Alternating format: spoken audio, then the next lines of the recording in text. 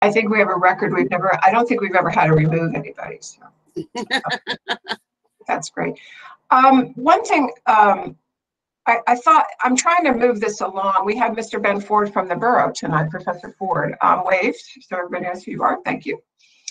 And he's going to talk about this Florida tax program. Ben, if you don't mind, I thought we would do the errand budget first.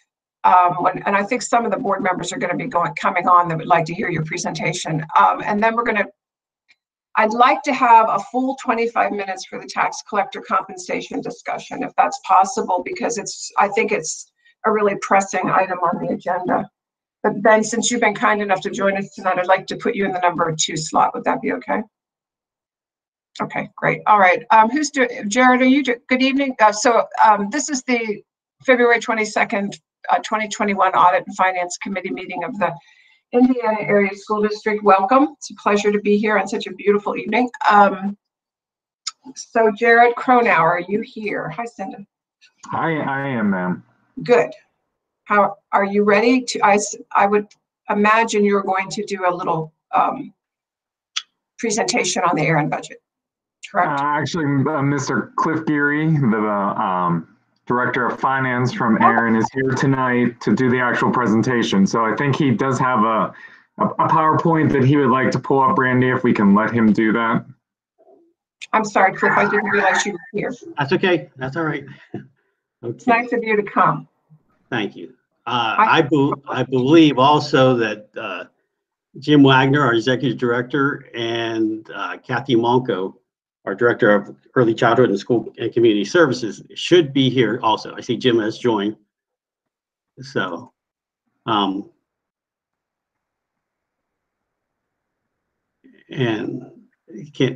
I don't know whether anybody can see. Can anybody see my screen yet?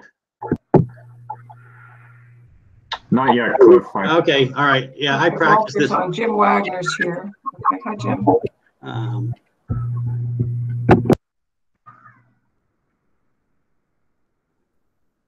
Did you see the present now, Cliff? It's in the bottom right. Oh, there it is. Okay, yes, I found it. Okay, great. I got it. Okay, I think I can handle this now. And let's see, present. I'm sorry.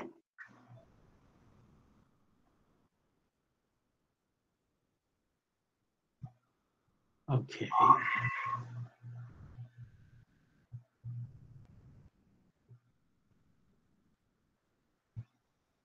Okay, it's not allowing me. It's not allowing me to share my screen. Oh, wait a minute. No, I got it. It's coming up now, Cliff. Great. Okay. There we have it now. All right. Okay. All right. So I just thought I'd take some time here to talk about our general operating budget, and I think the way this best show this is that to show that the general operating budget is a part of our overall comprehensive budget, and this is our current year comprehensive budget. It's $25.7 million, and it includes our special ed programs about $5.5 million, and that's services that we provide to the districts. Individual programs make up almost half of that, and that's about 55 individual programs, and we can talk a little bit more about that later. And the general operating budget is $3.5 million, so it's a little less than 14% of our overall budget. And the reason why we do present the general operating budget to all our districts to vote on is because there is money withheld from the district's share of payments from PDE for this general operating budget, and that's the reason why we have the IU has to get it approved by all our districts. And then also in our comprehensive budget is our special ed transportation budget. There's also, we are self-insured unemployment compensation budget. We are self-insured in dental and vision. We have a capital fund project that we're going to do a little bit of work on this year. Cooperative service program, that's our paper and our school supplies that we take out bids for each year. And then our debt service fund, that pays mainly for our retiree health insurance and any sick pay that's paid out for people when they retire. Then we have an excellence foundation that is pretty dormant, but I put in an expense hoping that eventually we may be able to get that started back up. So that's just an overall picture of the IU overall budgets. All the other budgets that's listed here are approved by the Aaron board, and the only one that is the Aaron board does do a tentative approval, and then that general operating budget is sent out for all the district's approvals. The expenditures this year for our general operating budget are going to be reduced by we're projecting an $80,000 decrease in our expenditures. We have 5 different categories of expenditures for our general operating budget. Our administrative program, which is the administration, the business office, human resource, the maintenance of and running of the building, we're projecting a $5,500 increase over this year. That's mainly due to salary and medical insurance increase. Our average increase for salaries is 2.9%. Our healthcare is expected to increase about 2.85%, and then our PSERS is expected to go up. But we were able to offset most of that increase by we had a contract for publicity that we're not renewing this year. We were able to get copier leases renewed at less cost, and then there was a few retirements in this budget to help offset the increases. So it's a slight increase of $5,505. Our curriculum program decreased by $32,800, is projected to decrease by $32,890. And that's because that those $13 million, those 55 programs that I showed before, when we get those programs, sometimes we're allowed to charge people's salary and benefits to those programs. So we were able to acquire some more grants to help pay for our curriculum program. So this year, and we're projecting to get that money again next year in 21-22. So we're able to take out salary and benefits of part of a curriculum assistant and put it into those programs. So that reduced the overall cost of our curriculum program by $32,890. Our instructional material service program, that's our technology staff, and that's projected to go up by $7,000, mainly again due to salary and benefit increase. Continued professional education service program, that's projected to go up slightly. That we pay for Pennsylvania Association of School Administrators dues. We pay that for all the superintendents within our IU. So that is based on superintendent salaries. So we projected usually about a 3% increase overall on those dues.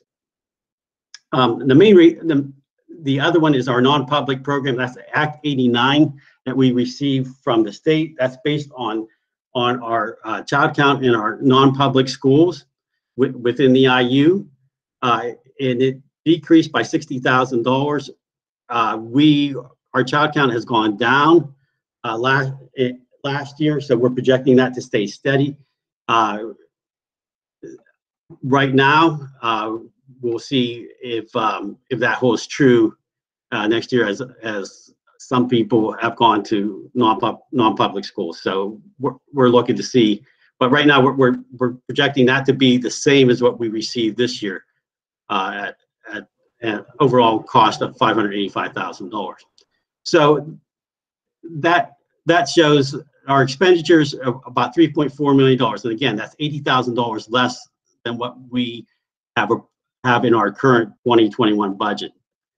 We pay for that through numerous sources of revenue. I won't go through all of these, but as you see, a lot of these have gone down. Our interest has gone down because of interest on investments, because the interest rates have gone down since March, where we can't we don't make that much interest on the money we have in the bank. Number 4 is the receipts from members by withholding, and that's $687,582. That is basically why we are here tonight to ask your approval of this budget. That's the amount of money that our members pay to the IU through withholding from their payments from PDE. And I'll go into a breakdown of that shortly here. Other things like receipts from members for district services. Those are services that are requested by the district. So we're projecting a little bit of a decrease in there, mainly because less English as a second language service from us, and then we had a curriculum coaching reading coach that a service was a district was buying services from us, and they're no longer asking for that. So that's the reason that went down. Our miscellaneous revenue is local services that we provide, and the reason that has gone up 67,000, we're projecting that to go up, is that we do share services among IUs and also school districts. So we have a assistant business manager at one of the school districts who wanted HR also services. So we're increasing the amount of time that assistant business manager is there to take over the HR duties also in that district. So they're going to be paying us a little bit extra money. And also our curriculum director is now, our former curriculum director, we were contracting with IU6. And when that person left, our curriculum director from IU28 is now going to be assisting IU6. So IU6 will now be paying part of our curriculum director's salary. So that's the reason that amount of revenue went up. Our non-public school subsidy, of course, I said as before, that revenue has gone down based on child count. And then the interfunds and the intra-fund transfers. Mr. Gary, I have a quick question on that non-public school subsidy. How many non-public schools are we subsidizing in this district? Non-pub, Kathy, I don't know whether, or Jim, can you tell me how many schools? Because I don't know. I'm thinking there's about 6 to 7. Okay. So these would be just, specialized schools, charter schools, religious schools. How does that work? Mostly religious schools. Yes. Omni schools are also going in that child count. They are difficult to get the number sometimes. Yeah. Cliff, yes. this is Walter Schroth. Yes. Kind of a follow-up to Julia's question. I know you guys also provide services sort of outside the educational realm, drug testing and so on like that for CDL drivers. Where does that fit into this general scheme, or is that part of that other non-public school entities? No, that is part of the $13 million, the programs, the 55 programs that make up that $13 million that was in the comprehensive budget. Those services are in that money there. Though they will have their own budgets and are not included in our general operating budget. Okay, thank you. Sure. Now, Mr. Gary, have you gone through these could you go through the inter-fund transfers for us and the intra-fund? Because I have some questions on those specifically. Sure. Yeah. Inter-fund transfers are actually indirect costs that we are allowed to charge to grants that we receive, federal, state, local grants, and that's to cover the business off. Well, we get a part of we get a indirect cost rate each year, an allowable indirect cost rate from PDE each year that we are allowed to charge our grants. Some grants don't allow us to charge the full amount. Sometimes they say you're only allowed to charge X percent by grant, but that's what the inter-funds are. The intra-fund transfers will be anything that comes from special ed transportation, or early intervention state money that we receive, we're allowed to charge. We charge administrative fees on those programs, and that's the intra fund transfers. Okay, so that has nothing to do with your debt service. The debt service, no. Our debt service actually, the way we pay for that debt service is there are two ways we pay for the debt service now. That the only thing that's in our debt service right now is retiree benefits. So what we do at our debt service is to pay for the retiree benefits. Since we don't have a tax base that we can count on, what we do is each year we charge programs. All our programs are charged a flat amount per full-time equivalent, and that money then is taken and put into our debt service to pay for future retiree benefits. That way, a lot of these programs that we have, our grants are really small, so they can't afford to pay for someone that would retire from that grant and maybe get 3 or 4 years worth of health care out of that. We couldn't charge the grant for that. So what we do is we charge small amounts throughout the years for the grant to build up a pot of money that we pay then the retiree benefits. So what is your total outstanding debt for Aaron? The outstanding debt right now, well, I'm not going to count the piecers, okay, because that's paper as far as I'm concerned. As far as outstanding debt, we're right now, short-term debt, we have zero, except for those that retire. So I would say $191,000 right now is what we're projecting for our retiree benefits. But other than that, we don't have any short-term debt, and then long-term debt we're projecting right now. With what I do is I do the current retirees that we have, and I do a projection of how much it would cost us until they reach age 65 or Medicare, and right now it's about $250,000. So you don't have any bonds outstanding or anything like that? No loans? No.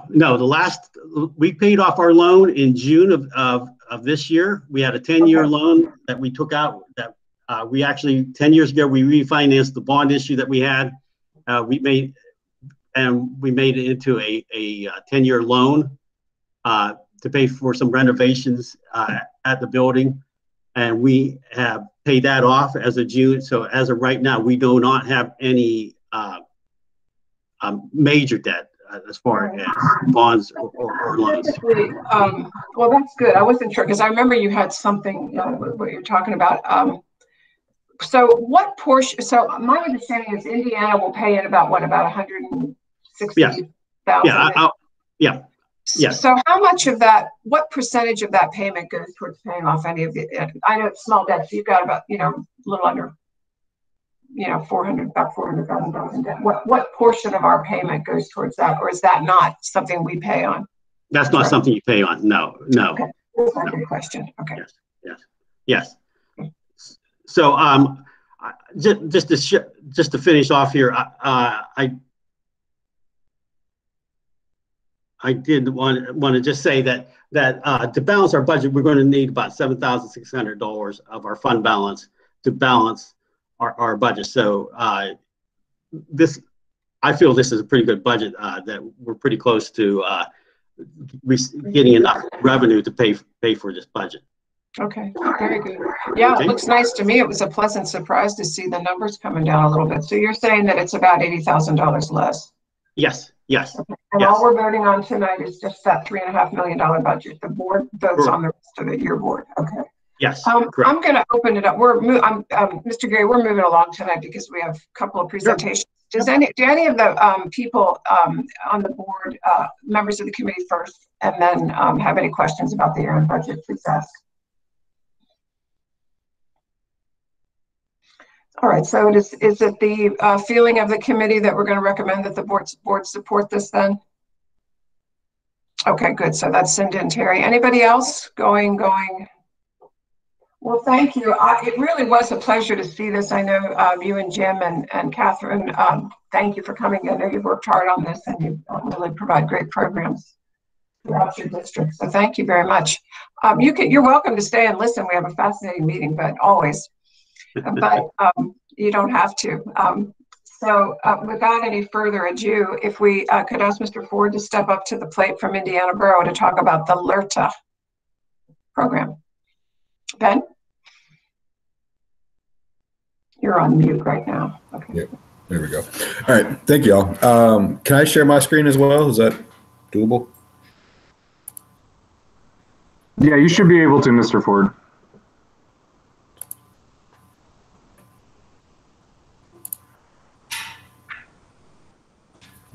Sorry, I'm looking for the right one here.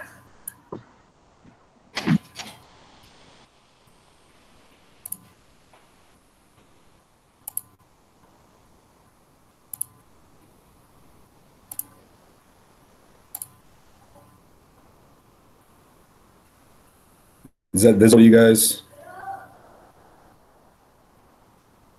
Okay, we can see it. That's great. Yeah. Okay. All right. So yeah, thank you all for your time. I'm Ben Ford, a resident of Indiana Borough. I'm also the Indiana Borough Council Community Development Committee Chair.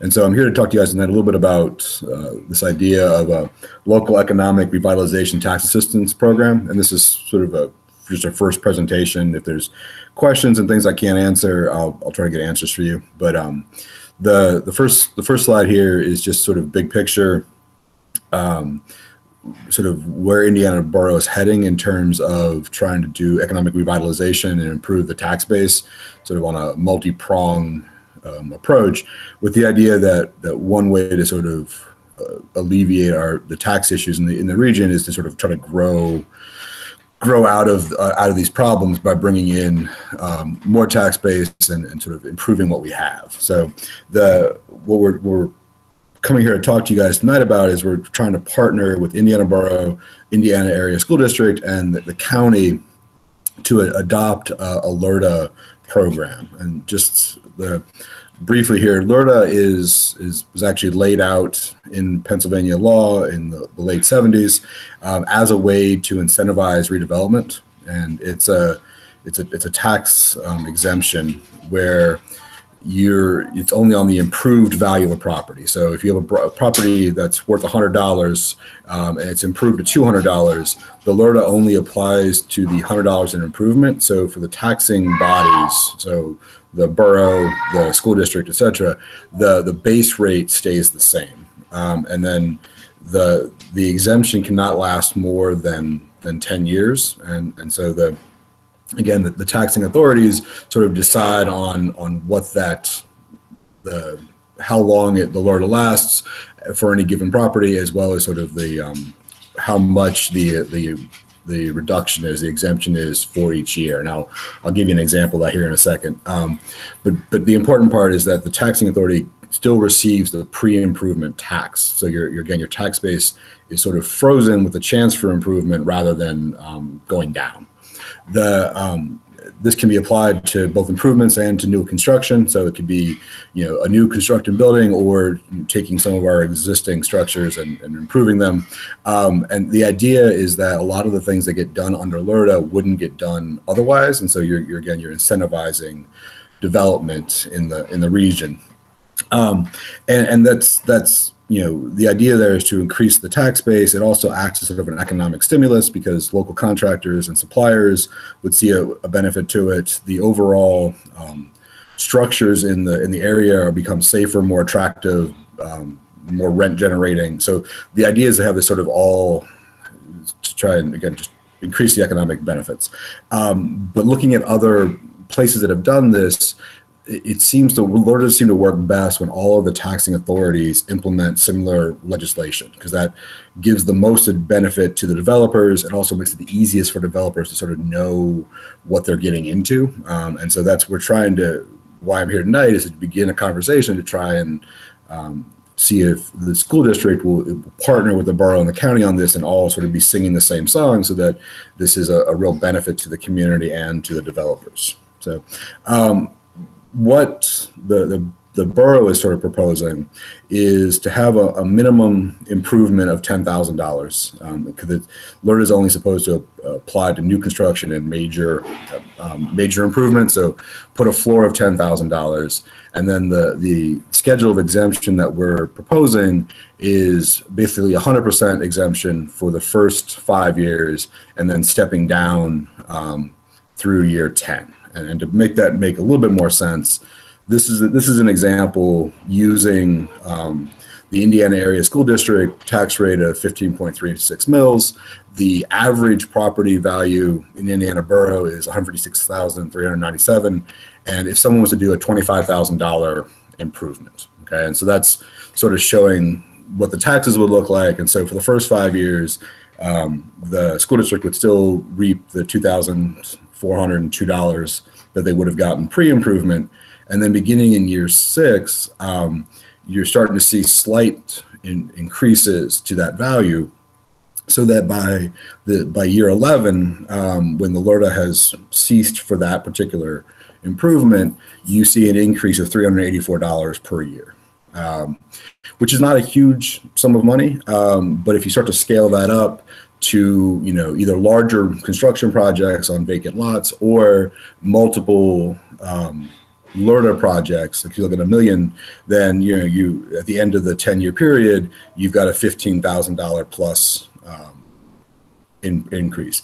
Also, the community has seen $1 million of investment in terms of associated with all the associated jobs and sort of spin-off of that. So that gives you a sense of sort of what can be done with this. And these are projects that may not happen otherwise, because if all of the taxing bodies, so again, the borough, the county, and the school district, all are doing the same thing, a developer or an owner will save about $5,000 on a $25,000 investment. So they've got basically a 20% rebate or exemption coming on the taxes over 10 years, which is not nothing. So it does incentivize growth. And then just to wrap this up before I take any questions, this is sort of the overall process. Right now, we're sort of in the first 3 where the borough is considering this. I've spoken with the county. The county is beginning to consider this. And tonight, I'm trying to begin the conversation for IASD to consider it. If all 3 are interested in pursuing this, then there's a public meeting some point down in the future where all 3 entities would have representatives and work out sort of the boundaries of the LERTA and any of the details, and then it would be enacted. So with that, let me get back to where I can see you guys here. Ben, you said you had a floor of 10,000. Do you have a ceiling? We didn't put a ceiling on it. Okay. Now, I'm assuming that for people who are interested in doing this, they're going to go to private lenders to finance the projects. Is that how this works? Or are we talking about forming a land bank to fund? We're not talking about forming a land bank, and that doesn't really, where they get the money from doesn't really affect the LERTA, right? Because the LERTA is just on the tax side. But yeah, I mean, there's no plan for a land bank as far as I know. So they would be going to private institutions then to get the money, or I guess they could save up the money themselves if they wanted to.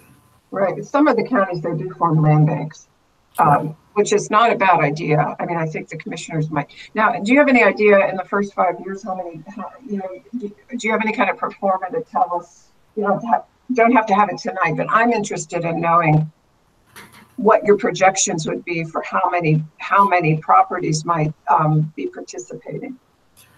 I don't know how we would generate that. I can the same size.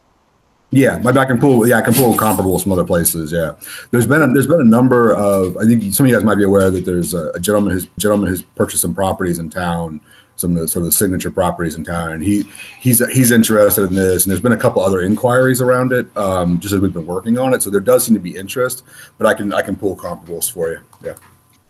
All right, I'll open it up to questions for Ben. Does anybody? It's an interesting program. There's a lot of nuances, but anybody have any questions about it? Terry, I see you raised your hand. Yeah, hopefully you can hear me. I have slow internet speed tonight. We can hear you.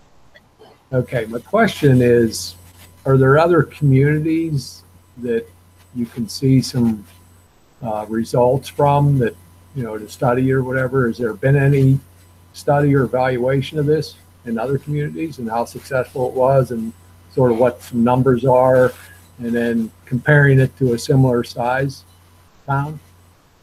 Yeah, so in sort of doing due diligence on this before we even began to consider it and take up people's time with it, borough staff reached out to, I think, 4 communities, and I'm not going to be able to list all of them, but it included Altoona, I think Johnstown, and Erie was on their list, and one more that I'm blanking on, that basically reached out to their planning folks and asked, because they all have these, and asked them, what their experiences were, and their experiences were all positive.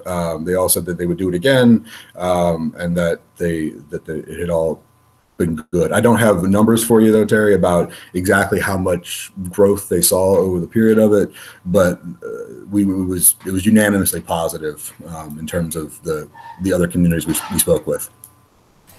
Okay, thanks. Cinda, I think you had your hand up. Yep, my hand was up, and I'll put it down now before I forget.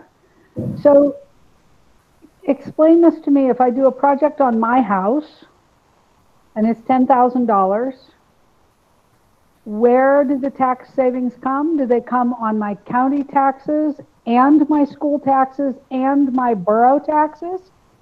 Or is it, Sorry. It sounds like somebody would get a tax break on everything. Ideally, yeah. I mean, so that's a scenario that we are trying to set up, where if you do a project on your house, as you say, that the exemption would be across all of the local taxing bodies. So that and that would give you the most value, right? Because if it's only on your school tax, then it doesn't give you as much value in terms of incentivizing you to do this. Okay, so considering that my borough taxes keep going up pretty tremendously, and that we haven't raised taxes.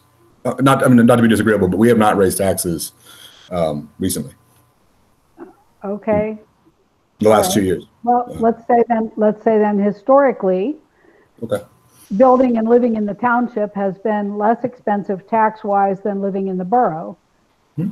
Do you think this is really going to stimulate growth in the borough when there's already a tendency to go outside of the borough to get away from zoning and the borough taxes and the population, et cetera? How do you think that's going to work for the borough? So there's a lot of advantages to living in the borough, right? I think so. I live here. So yeah. So we appreciate you doing that. But yeah, there's a lot of advantages to living in the borough, and there's a lot of advantages to having your business or whatever you might improve in the borough. So what this is attempting to do is to make it easier for people who live in the borough, people who have business in the borough, to take care of their properties and to increase the value of their properties.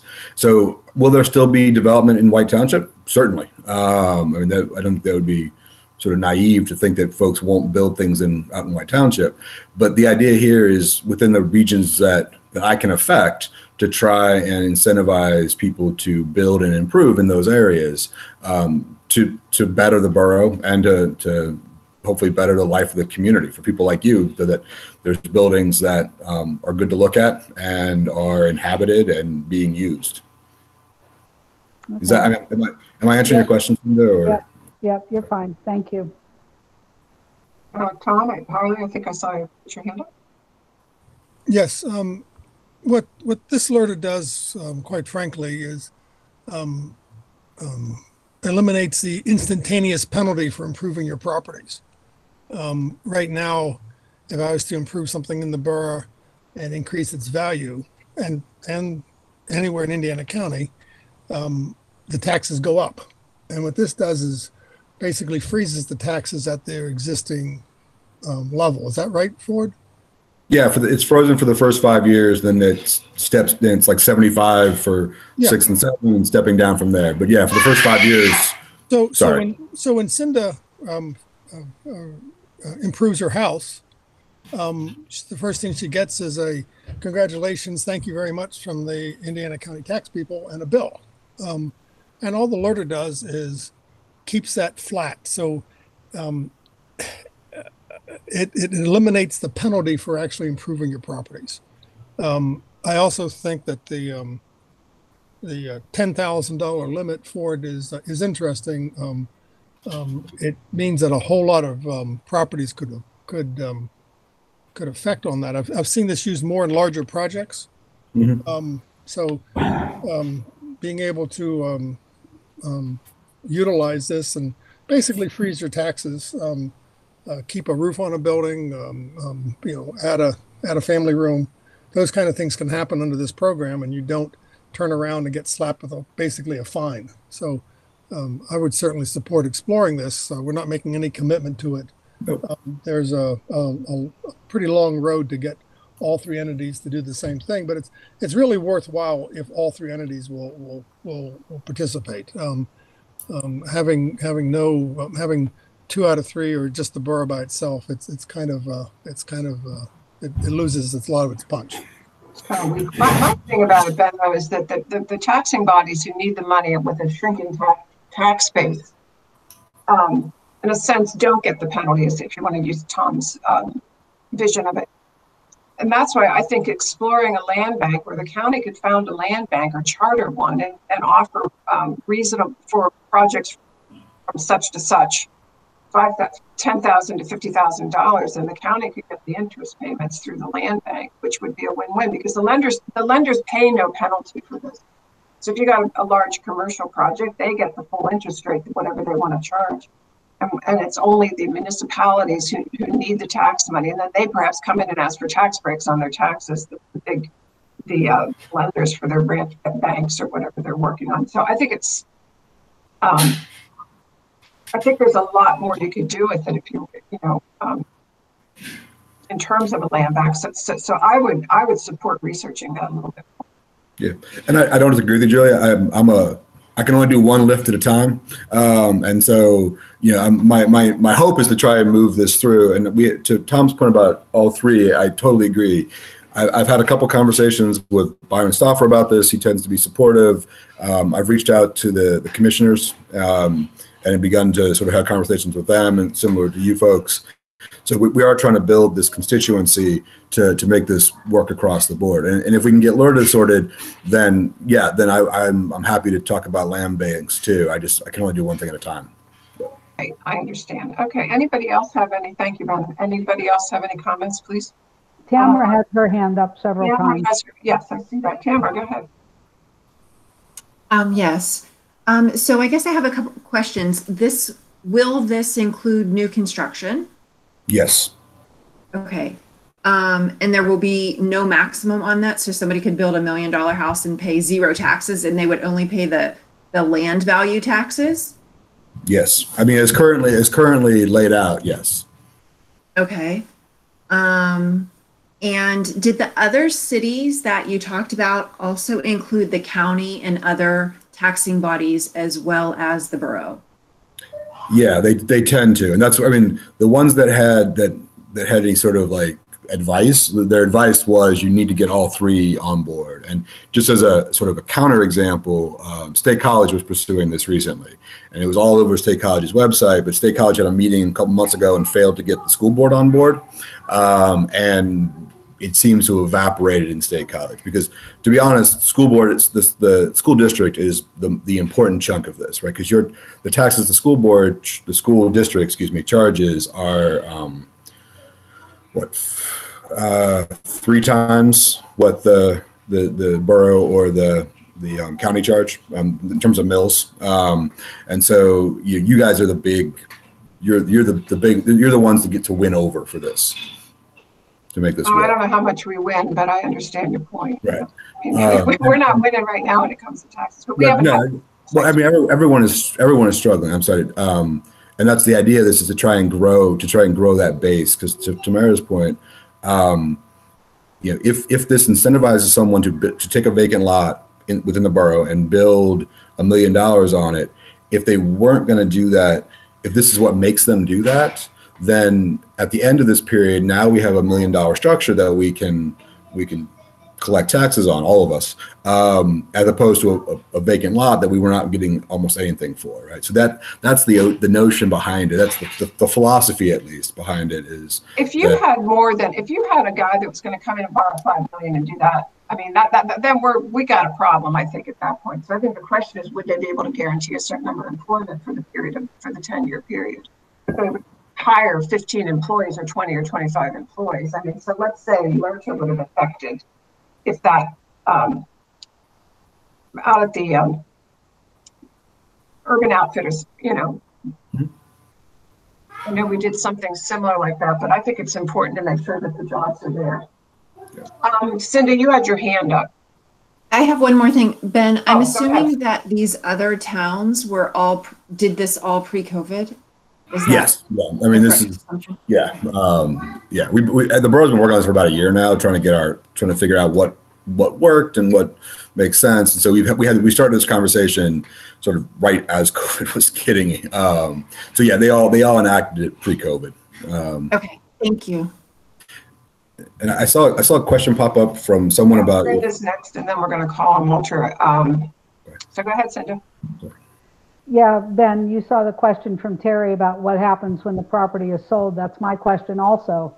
Does this tax break transfer when the property transfers ownership? It does, and that's actually stipulated in the original Pennsylvania law. That's the foundation for this. It says that it transfers with the property. Okay, thank you. Walter, go ahead. Julia, I think Tom had his hand up before mine. Okay, Tom's already asked if you. Okay, go ahead. We've got another huge issue tonight. Come on. Go ahead, Walter. Yeah, man. I got a couple questions. These other 4 areas that were developed that you checked on, did they have similar floors in them of $10,000, or were they more the traditional approach that Tom suggested in the bigger projects?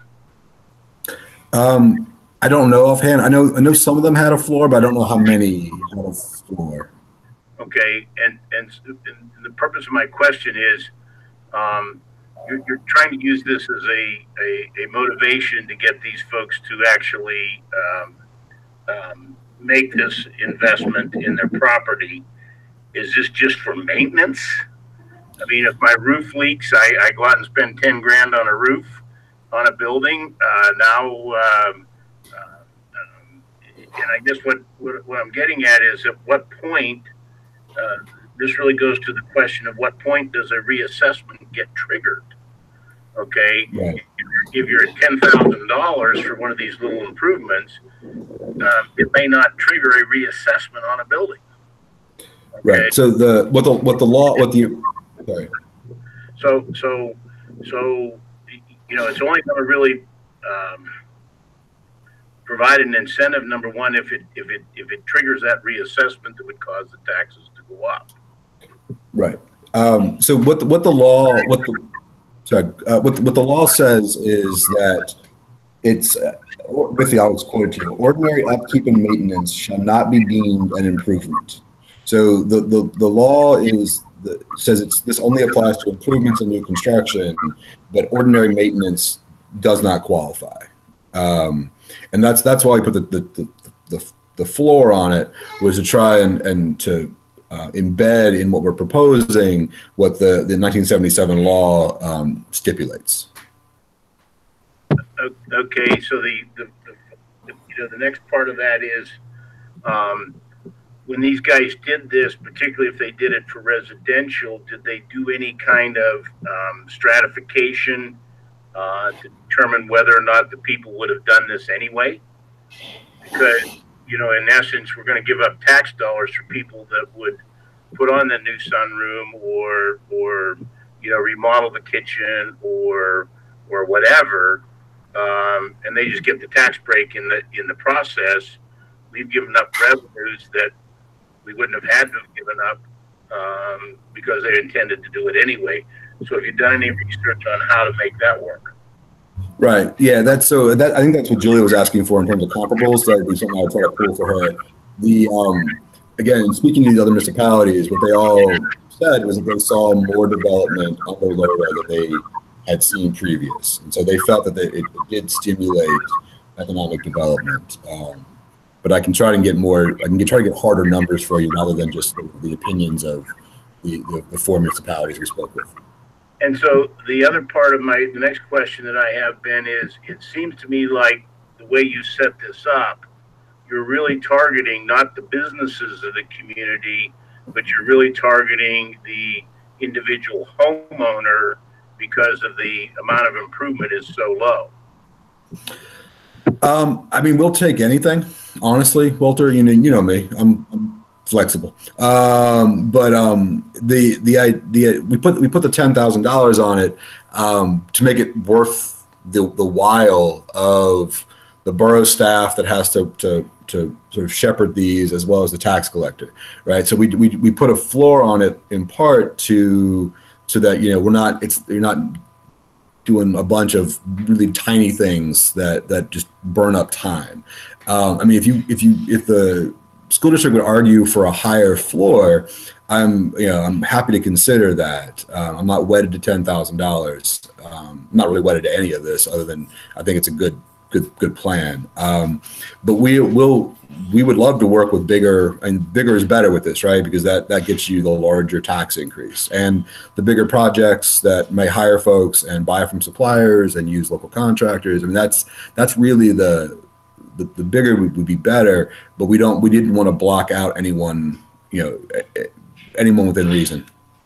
And I understand. So one of my concerns, Ben, is that with this is kind of a one-off project that you guys have to try to develop this, improve the economic development of the town, the borough, and the region.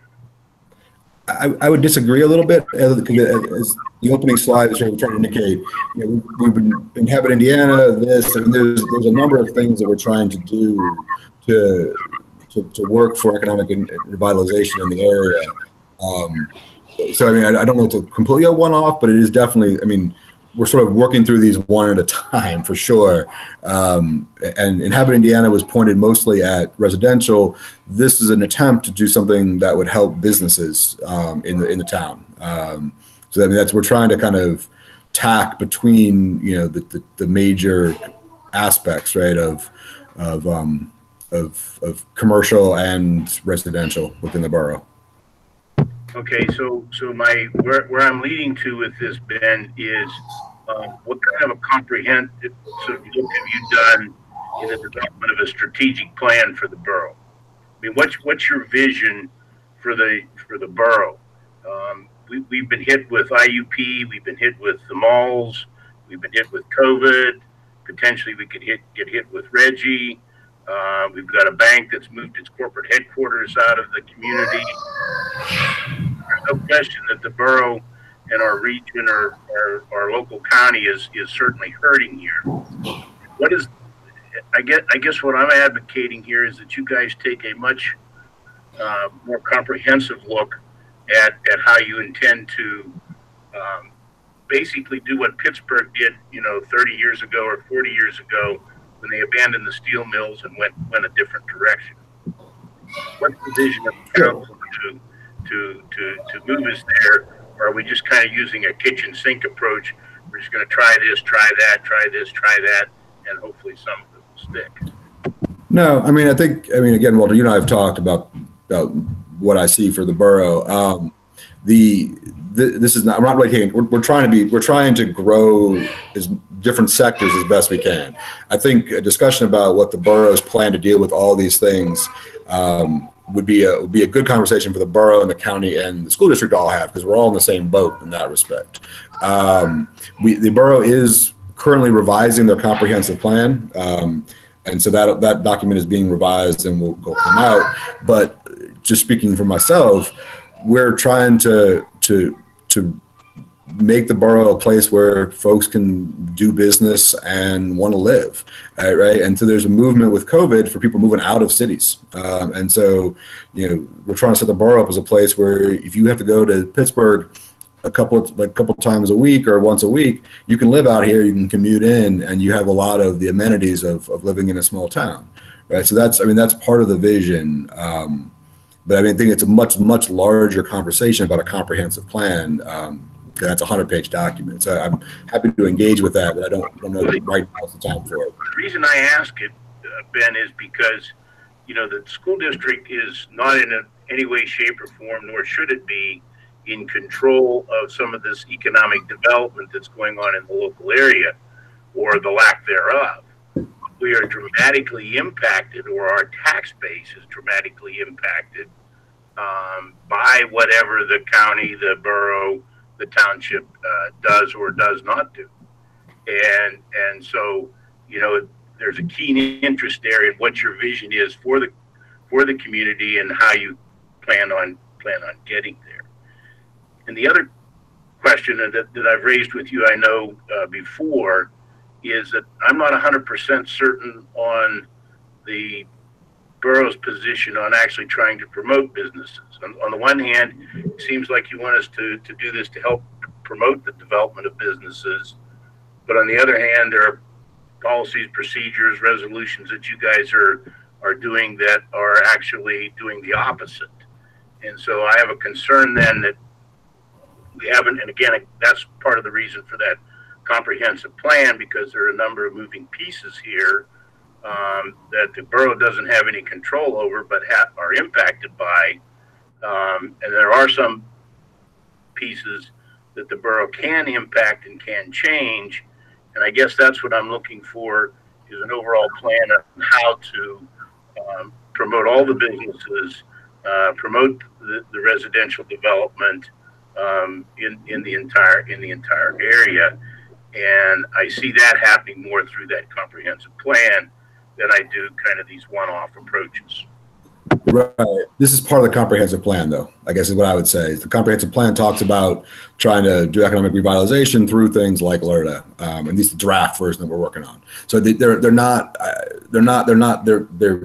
connected. At least in my mind, they're connected, because the plan is an idea. LRTA is one of many things that we are and should be doing to try and get folks to build businesses here. So, well, I think we're so far behind. You're right. It's going to take. I mean, our development is lagging, and with what's happened at the university, it makes it a very different discussion. So, I think we'll probably want to talk to you again at some point. I think there was one other hand up. That was Tom. Do you want to ask quickly, and then we're going to move along to the tax collector? Yes, I'd like to point out that when there's a vacant lot, we're paying for a vacant lot. The taxes on that vacant lot are the taxes on that vacant lot. What the LRTA does is allow somebody to develop that vacant lot with a permanent structure that after 10 years, it'll be paying all the taxes for that $1 million house or that family room or something else. So I'd like to make it clear that we're not giving up taxes.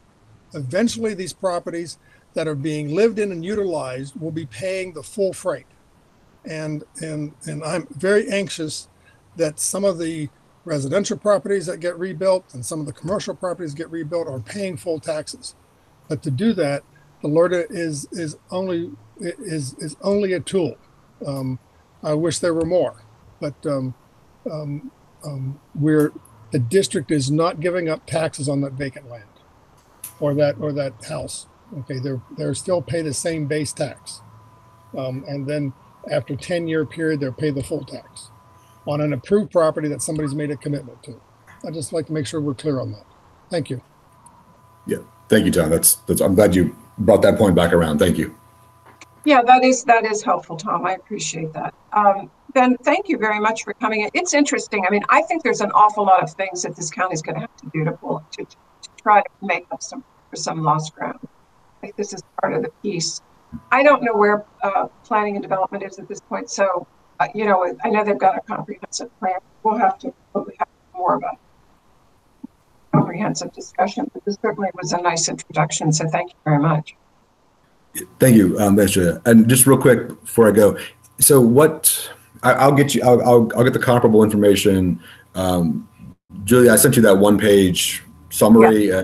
If you want to share that with your committee or with whoever. And is there another, is there a next step from your perspective that I should be aiming for?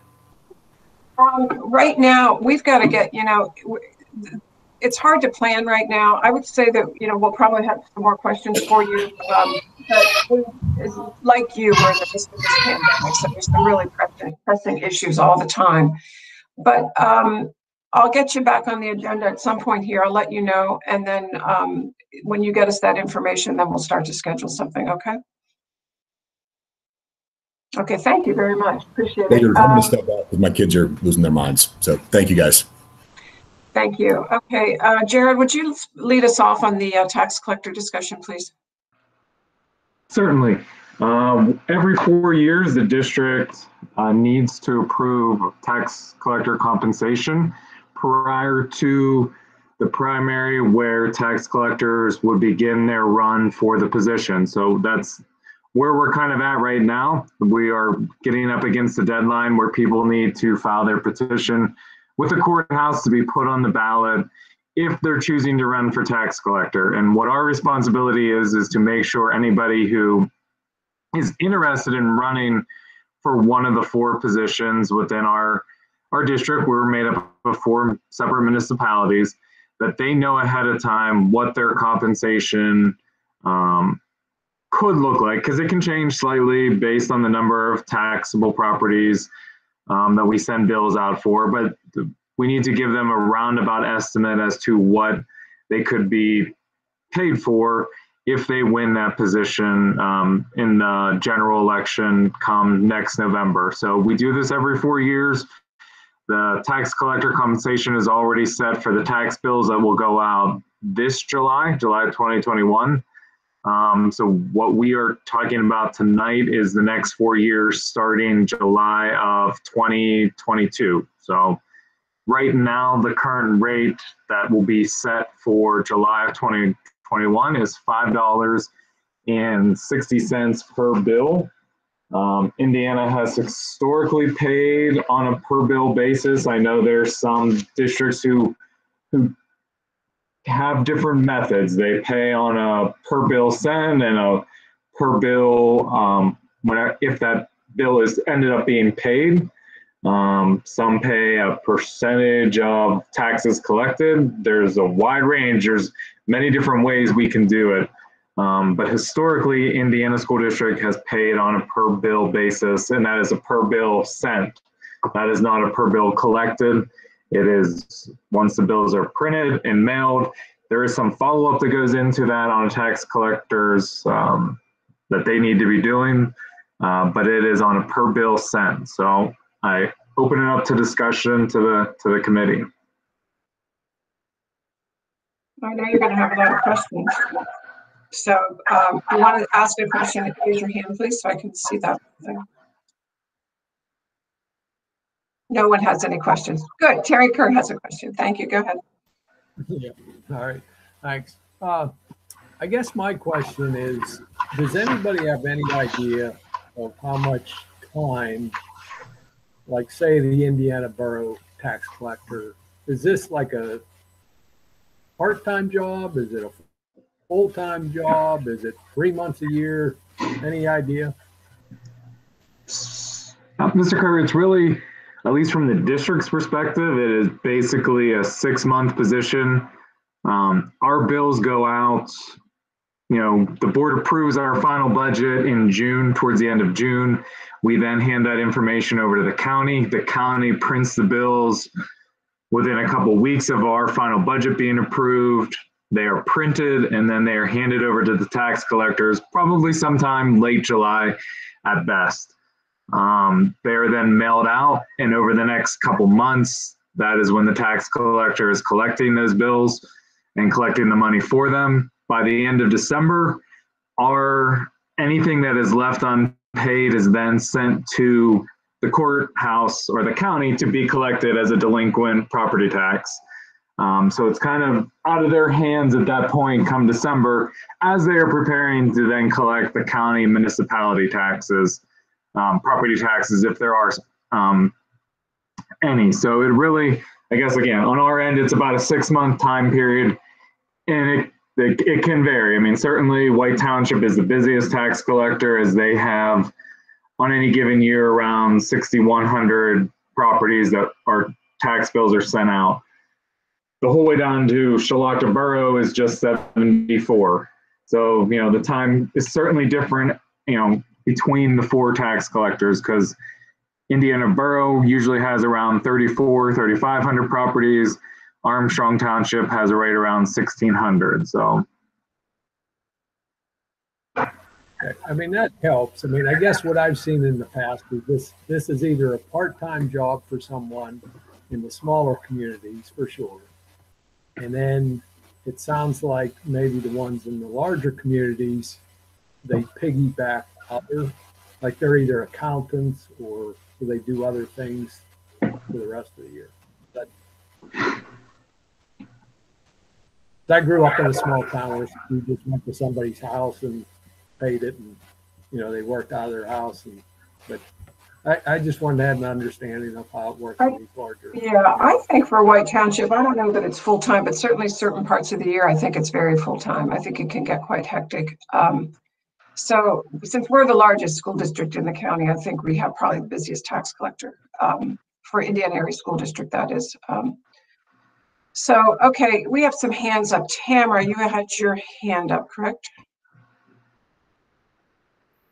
Yes, I do. Or yes, I did. Jared, did you say that the tax collector mails the bills out, or does the county do all that? No, the county prints them. They then go to the tax collector, who puts them in the envelopes, and then they are brought back to the school district for the actual putting postage on them, because we can get a discount rate by just doing bulk mailing through our permit at the post office. But the tax collector is the one who puts them in all the envelopes and everything like that, and then we mail them. Okay. And I was unable to find the information you sent us. I know that you sent that there was a range of what other school districts paid their tax collectors. I'm really interested in not necessarily doing what we've historically done in Indiana, but looking at comparables, because I think that's a good way to make decisions on how you spend your money. And so I know that you mentioned the range of what other districts pay, but I wasn't able to find that in my email. I think that that's important information for us to look at when we're considering how much we should be paying, because this is basically a clerical position. I mean, stuffing envelopes and then collecting the money. It seems like the responsibility is shared between the county, the school, and the tax collector. And just knowing that last time tax collector was up for election, we probably had 10 people running. So it's a very heavily sought after position, because it's a very well paid for position. And I'm not sure if the compensation equates with the technicality and workload that is required. Yeah, I mean, I can tell you most districts in our county, they pay on a per bill basis, the same as we do. Now, the amount per bill definitely varies. Penn's Manor, they pay theirs right now $3.55 per bill. Purchase Line pays $4.25. Apollo Ridge pays $5 per bill when a full payment is made, $250 for partial payments. Freeport, which is in Indiana County, they pay $5. Who else?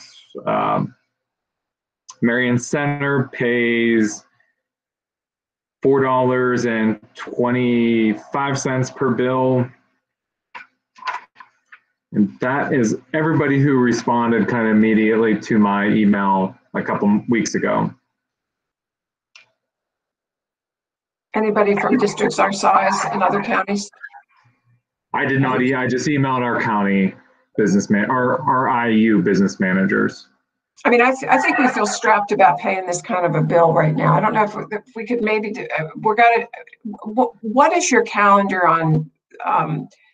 Petitions are not due for tax collector until what is it, the 16th of March or something? I don't know. What is the date, Jared? It's either I know the school board, and I don't know if it follows the same deadline, but school board is March 9th. So I don't know if tax collector follows that exact same deadline, but it would be pretty close. Probably. So it's probably somewhere between the 9th and the 16th. So we have one more board meeting between now and then if you choose to delay a vote on this. What's our meeting? When's our next? What date is our next meeting? It would be March 8th would be your meeting. Yeah, well, that doesn't give people enough time to decide if they want to run or not. Terry Kerr, before I say something else, Terry Kerr asked, I think we pay for the postage, correct, Jared? We do, yes, we pay for the postage. Okay, so I think the issue, Jared, is having, at least not having it go up. If we could possibly, we have to have, I think tax collectors are a convenience. They're part of the Pennsylvania law. There's, they do have to have offices. They have to be in the offices. It's not, it's full-time from the sense that you've got to have that office open all day if you're Indiana, White Township or something. So it would be nice not to have us proposing constant increases, at least at this point. So either we go and do something else and we don't have enough research on it, or we look to try to cap our expenses in this category at this point. So yeah, and the board completely makes it, other than the ones we've seen. Yep, and the board completely makes this decision. And the only issue that it becomes then is if somebody doesn't run for an individual taxpayer position, and then we would be, I'm not sure where we go from that point. If we then appoint somebody, we have applications to the district who we would appoint if we cannot get a tax collector for a certain municipality. Yeah, I remember you got to do that in Sherry. Does anybody have any comment about at least trying to not give continual raises every year, particularly when there's been, during the pandemic, there might have been a little bit of extra work, but. Yeah, Julia. Yeah, go ahead. I absolutely don't think that we should guarantee continued raises. Okay. Especially since we're guaranteeing with taxpayer money. I know. People working in businesses, there's no guaranteed raise, but boy, if your business or your job rather is funded by taxpayer money, there just seems to be an automatic assumption that you're going to get a raise. I have another question though too, and I might be wrong. I don't understand. So there in the spring there are county taxes and for me borough taxes. In the fall is school tax. Do we in the district pay to have the spring taxes sent out? Are we paying for all this? What does Indiana Borough pay and what does the county pay? Do they pay a per ticket price like we are? Yeah, I think so. I'm not sure, Ms. Brode, what the county, they would pay separate, as they would pay a separate amount to send their bills out. We do not pay to send their bills out. Okay, so then that makes it even more part-time as far as I'm concerned. If it's a 6-month position, that tax collector isn't collecting school taxes 6 months a year. He or she is basically doing it 3 months a year, and the other time is spent doing the borough and the county tax. So $33,000 is one of the numbers that I remember. That's a lot of money for a 3-month type position.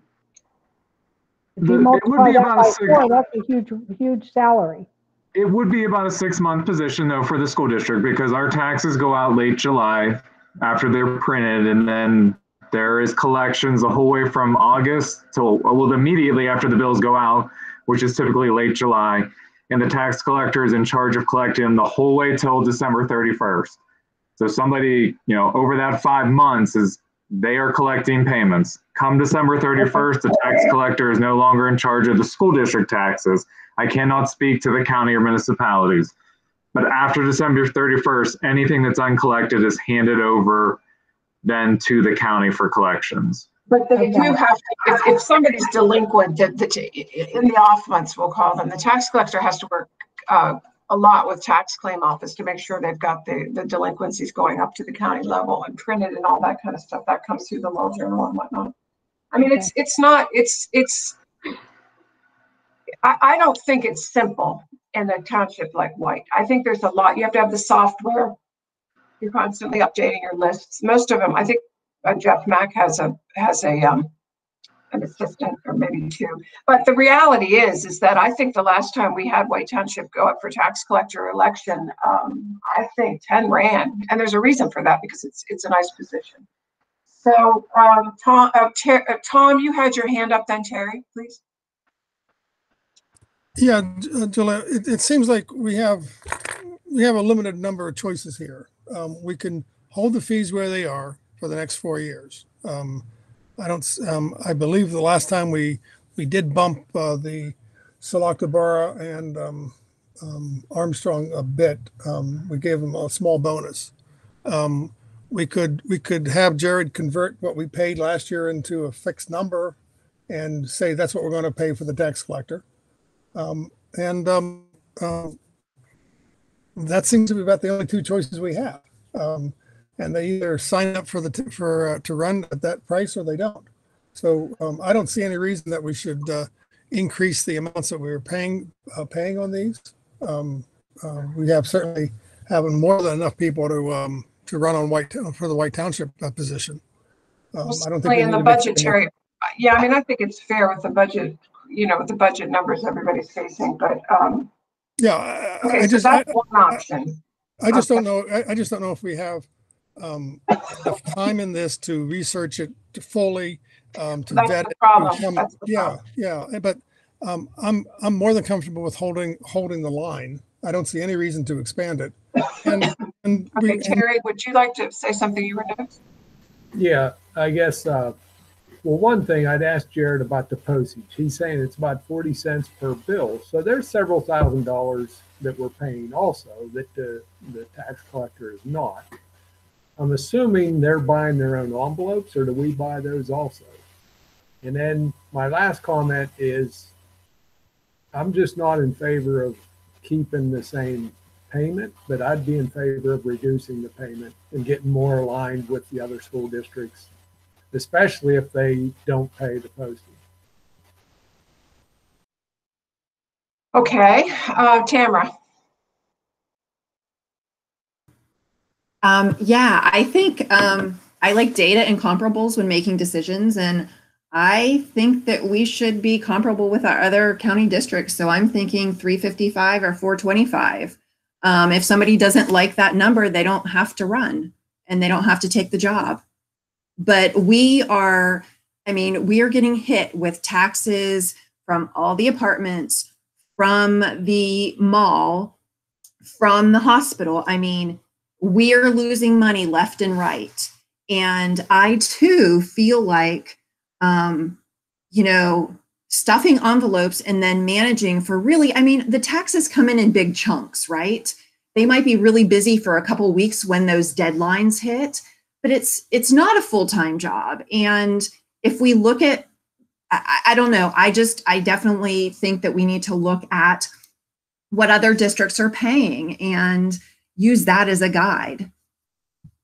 Well, the problem is with collecting more information is that then the next time we can vote on it would be the night before they have to file their petitions, whether they're going to run. And this is sort of, so I think, let's go around. Walter. But can I just say one more thing, Julia, Sure, on ahead, that? sure. They can have their petitions ready, and if they don't like the number, then they cannot turn them in. We talked tonight, okay. I mean, that's an option. That's an option, I agree. It is an option. Okay. I'm trying to think of who's here. Barb Barker's not here, right? No. Julia? Okay, Walter, you're up. Go ahead. Yeah, very, very quickly. I certainly agree that we should take a look at it from the borough tax collector and from the White Township tax collector. The one caution I would have is that, particularly for the small borough like Shalakta and or from Armstrong Township, as I believe was previously noted, we've given some additional incentives, reducing their fee from $5 down to $3. You know, we can certainly do that to be consistent, but you're going to have to make sure that there is enough there for those real small tax collectors to actually make it worth their while, which is very different than the township and the borough. I mean, I've seen elections where they can't get anybody to run for tax collector in these outlying. I've been practicing for long enough, 30 years now, that you can't get anybody to run. That's exactly my point, Jewel. So I think whatever they take in from us is what they have to spend on getting those bills out. So we're paying for it, but in other words, if they need a new computer and we haven't funded it enough and they don't have the wherewithal, then we'll be stuck with old systems. That's happened too.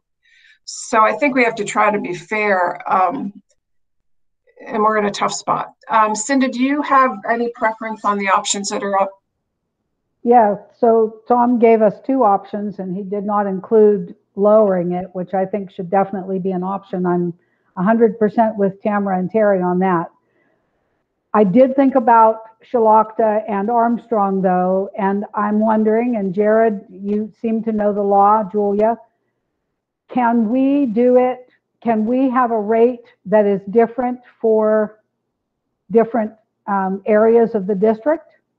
Could we leave Armstrong and Shalakta the same and reduce the borough and White Township? That's one thing. Another thing is, yes, I know White Township is very large, but I knew Melvin O'Keefe personally, and Melvin O'Keefe ran the White Township tax office out of his renovated garage and had no problem. He hired a part-time young person to help him during those few busy weeks, and he did just fine. He didn't have a fantastically advanced computer system. He didn't have, I mean, he did it just fine. So I know it's a big job, but if you're there and you're organized, you can do it. And I don't think that it requires as much as we're paying, especially with the economy and our tax revenues as they are, and the burden that the taxpayers have on them now. So okay. I'm for reducing it, and if we can reduce it in certain areas, okay. If we have to reduce it across the board, then I think, like Walter, I think we should give Armstrong and Shalakta Borough a bigger extra bump, a bonus. Okay. Just so the committee is clear, Armstrong does not receive an extra amount. It is Indiana Borough receives a small adjustment to maintain an office within the borough. Shalakta receives extra money to try and incentivize somebody to run in that position. I can double check whether we can give individual municipalities a different amount per bill. I don't know that off the top of my head. What I would recommend is keeping the same amount, but you can always give, if you want to, Shalakta or whatever municipality you want to, an additional amount to keep them whole. That is the goal of the board. Even if you're going to reduce the amount, you just increase what you're giving Shalakta as an adjustment. Or if you want to give Armstrong an adjustment, you can do that as well to keep them at the exact same amount, if that is the goal of the committee and the board. Well, I don't think we're going to be able to vote tonight. We're not coming to a clear consensus. So I think maybe in the next few days, we're going to have to make you work a little harder on this, Jared, and come up with a couple of scenarios that we can vote on at the next meeting. I guess I need then direction from the, well, what are you just looking for? Keep it, show it to us as is. Show it to us as is, and then, you know, and then just take, I don't know what kind of reduction you all want. If you want to go 5%, or if you want to go 10%. But I mean, inflation could very well set in. So I think we should pick a target for Jared, that he shows us some scenarios with perhaps a 5% reduction over what we have been paying, unless you want to go deeper. Walter, do you want to go deeper? No, I'm, you know, I'm not real convinced that we should go with a reduction, but, you know, I'm not sure whether I would oppose that or not. It's kind of hard once you started paying somebody a certain rate to actually reduce that rate. So I'm not real, you know, if there was a reduction, I certainly wouldn't want it to be much more than that 5%. Okay. Yeah, I mean, that's as much as I would want to look at. I'm inclined not to raise it perhaps, but I'm not really from taking a big cut. That's my inclination, because I do have experience with, I mean, it's a lot of work. I don't think it's secretarial in nature, that's for sure. There's some, I think it's much more nuanced than that in terms of the variety of things you might come up against. Anybody want to give Jared any further direction? You can, I can speak to him about it a little bit later. Julia, Cinda has her hand up. Oh, Cinda, go ahead. I can't remember what I was going to say. It was something piggybacked on with Walter. I don't know. It'll wait till the next discussion. Well, you might think of it. Terry Kerr, you want to make a comment, please?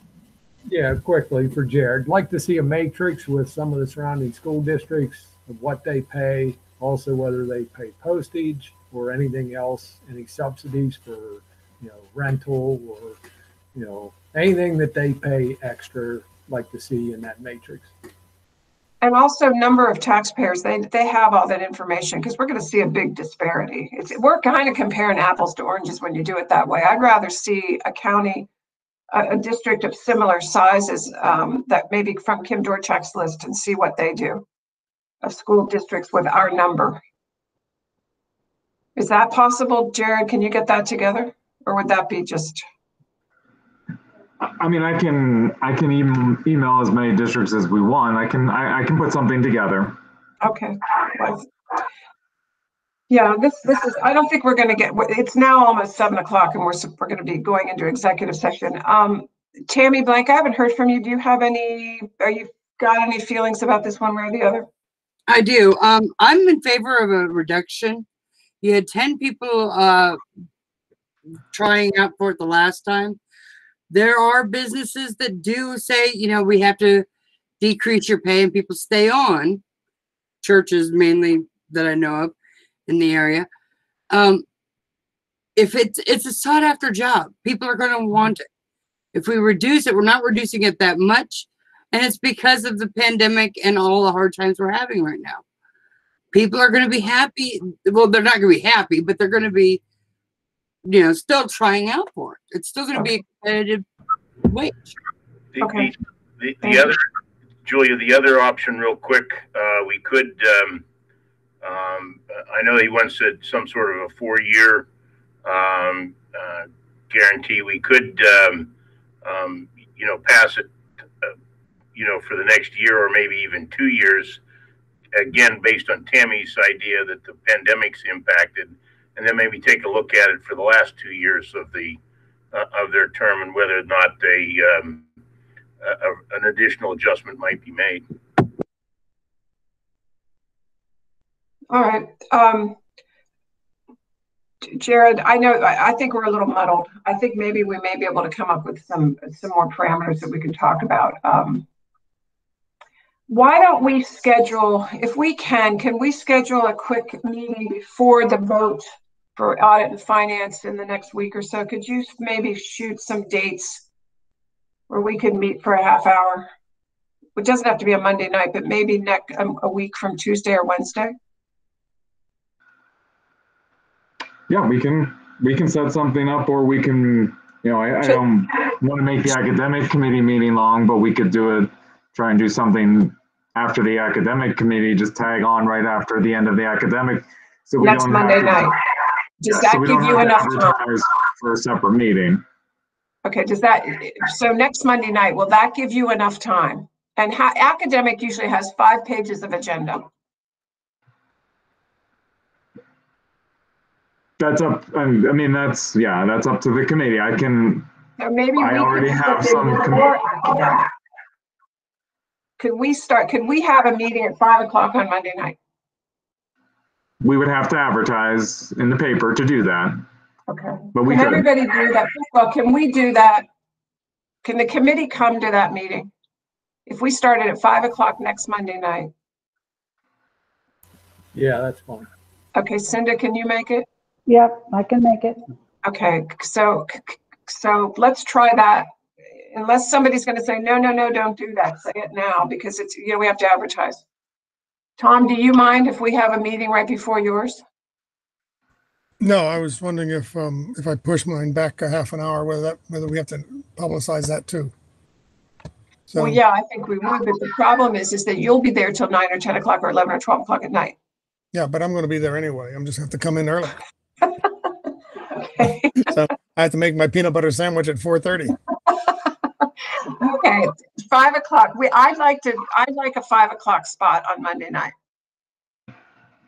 And we will be done by 5:30, as long as you can get your end of it done, Jared. Yeah, I will send emails out to everybody tomorrow trying to collect that information.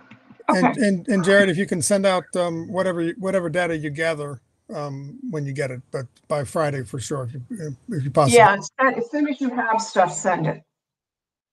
Yep. And Mr. Harley, in answer to your question on what we have paid as a district in the past, there is 8 years worth of information attached to this agenda for that. Okay, great. Thank you, sir. Okay. All righty. Anything else tonight for the good of the order? Okay, thank you very much. We'll go to executive session. Thanks, Mike.